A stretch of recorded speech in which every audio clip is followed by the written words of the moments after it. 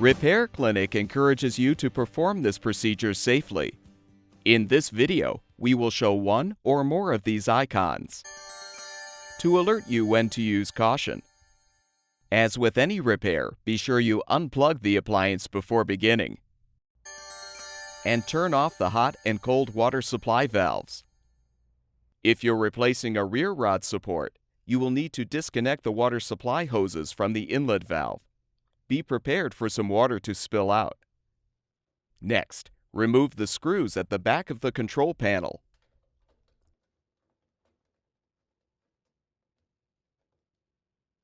Slide the panel to the side to detach it from the main top. Detach the wires from the control board and set the control panel aside. Now, insert a putty knife under the main top to release the two spring clips securing the front panel. Pull the front panel forward and lift up to remove.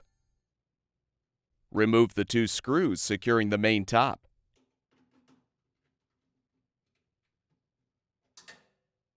Slide the main top forward slightly, lift up, and use pliers to squeeze the lid switch wire retainer to release it from the frame.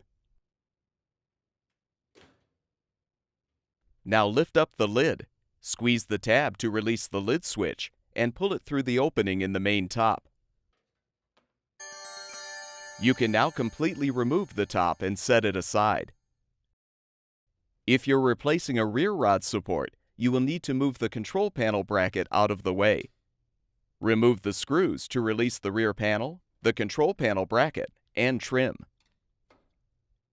Use pliers to gently remove the air pressure tube from the pressure switch. You can now move the control panel bracket out of the way. To remove the old rod support if still intact, first lift up the tub and unsnap the suspension rod from the base frame. You can use a hammer handle or broom handle to assist in detaching the lower support bushing. Now lift up the rod and depress the tabs on the bottom of the old support to release it. You're now ready to install the new rod support. While holding the suspension rod up, align the new support with the hole in the frame and snap it into place. Lower the rod, lift up the tub, and snap the rod's lower support bushing into the base frame. If applicable, reposition the control panel bracket and reconnect the air pressure tube to the pressure switch. Replace the control panel trim by inserting the trim tabs into the slots in the frame.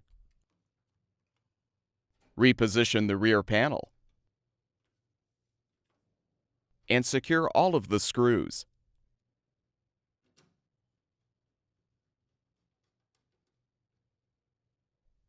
Replace the main top by first inserting the lid switch through the hole in the top and snapping it into place.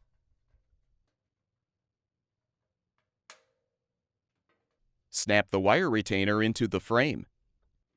Now align the slots in the main top with the mounting tabs on the frame and push the main top back into position. Secure with the screws in the front. Reposition the front panel by aligning the tabs on the base with the slots at the bottom of the panel. Align the pins on the front of the cabinet with the holes in the front panel and snap the panel into position.